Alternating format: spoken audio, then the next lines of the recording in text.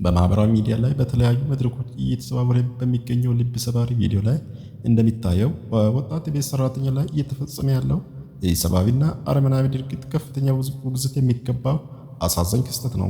ማንኛውም ዜጋ በሕግ ፊት የተከበረ ሰብአዊ መብት ያለው ቢሆንም በተለይም አቅመ ደካማ በሆኑ የቤት ሰራተኞች ላይ የሚፈጸመው እንዲህ ያሉ ጥቃቶች የሰውን ልጅ መሰረታዊ ክብር የሚጋፋና የሕግ የበላይነትን የሚቃረኑ ናቸው።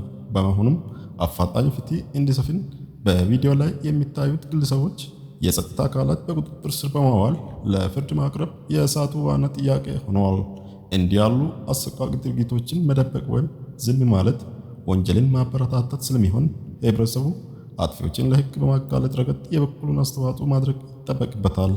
መሰል የሰብአዊ ድርጊቶች በህብረተሰባችን ውስጥ ዳግም እንዳይከሰቱ ጠንካራና አርአያነት ያለው የህግ እርምጃ መውሰድ ስላለበት የሚመለከታቸው የፍትህ አካላት ጉዳዩን በፍጥነት አጣርቶ አፋጣኝ እርምጃ እንዲወስዱ ጥሪ ይቀርባል።